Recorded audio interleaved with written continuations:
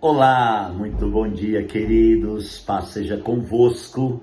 Glória a Deus. Mais um dia com vocês aqui no canal Reino em Pauta, trazendo uma palavra viva ao seu coração. Que Deus abençoe grandemente a sua vida. Queridos, essa já é a mensagem 5 dessa série.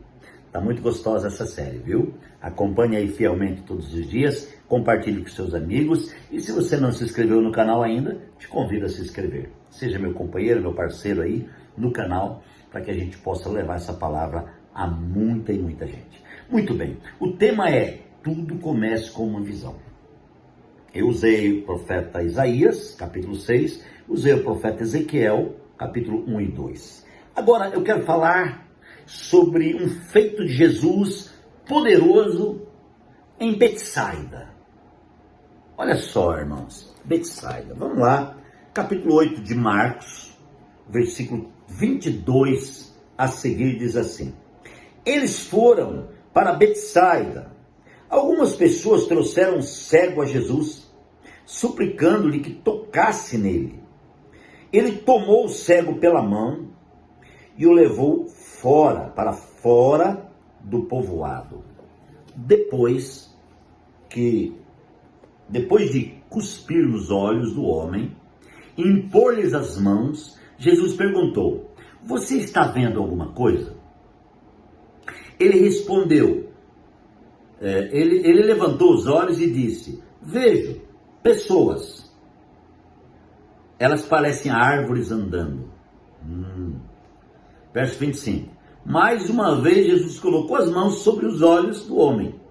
Então seus olhos foram abertos e sua vista lhe foi restaurada. E ele via tudo claramente.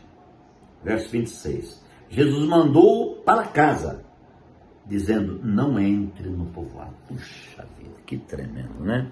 Irmãos, primeira coisa que eu quero observar com vocês aqui é sobre essa cura desse cego em Betsaida, né?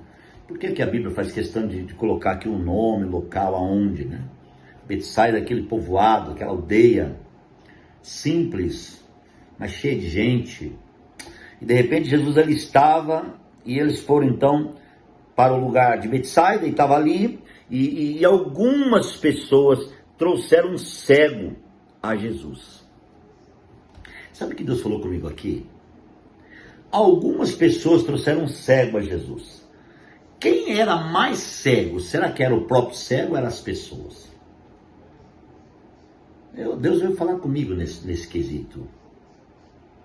Porque muitas vezes cego não é aquele que não enxerga. Às vezes aquele que acha que enxerga é cego. Porque uma coisa é ver, outra coisa é achar que vê, né? Então, observe comigo isso no espírito. E agora, o que acontece? A Bíblia diz que o cego estava suplicando a Jesus que tocasse nele. Então eu imagino que o cego falava assim: Jesus, toca em mim, eu sou cego, eu preciso ver. Irmãos, eu imagino que esse cego estava clamando pela visão. Agora, quero observar uma coisa: ele acreditava que ia ver, senão ele não estava ali clamando, né? E então Jesus faz o seguinte: a Bíblia não diz que Jesus falou para aqueles que levaram ele: leva ele para fora da aldeia. Não. Olha o que a Bíblia diz. Ele tomou o cego pela mão e o levou para fora do povoado.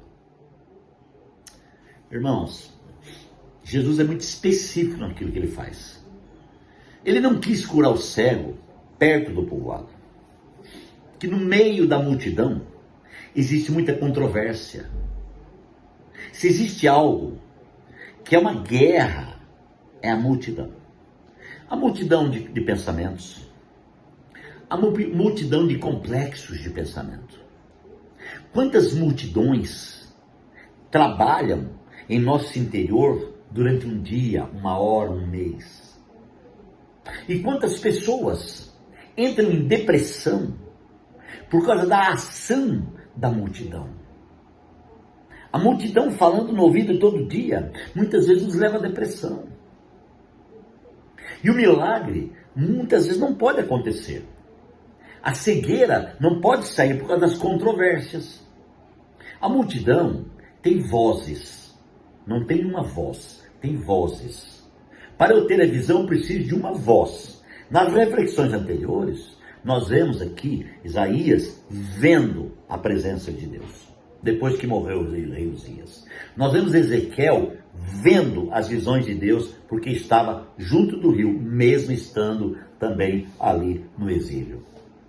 Então, amados, o que acontece? Jesus pega o cego pela mão, retira ele para fora. Admiro muito o que Jesus fez. A Bíblia diz que, depois de cuspir nos olhos, ele cuspiu nos olhos do cego. Amados, o cuspe de Jesus era a visão sendo colocada, era a vida, porque a vida tem uma visão, e essa vida agora foi colocada naquele homem.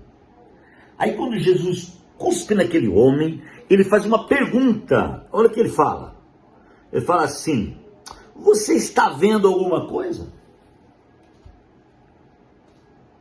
Ele estava onde? Fora da aldeia. A multidão não estava presente. Então, o que Jesus está querendo saber? Se ele está vendo Jesus. Porque na minha cabeça estava Jesus ali. Ou o máximo que pudesse estar os discípulos, não sei. A Bíblia não fala. Mas você está vendo alguma coisa? Então a pergunta que eu vou fazer aqui: você já viu Jesus? De verdade? Ou você viu a religião? Ou você viu a placa denominacional? Ou você viu a igreja evangélica? Ou você viu o sistema religioso? Ou você viu uma doutrina, entre aspas, boa? O que você viu? Jesus pergunta: você está vendo alguma coisa? Ali era fora da multidão, mas lá fora tinha gente. E o que ele falou? Levantou os olhos e disse: eu vejo pessoas, elas parecem árvores andando. Então é uma visão confusa ainda.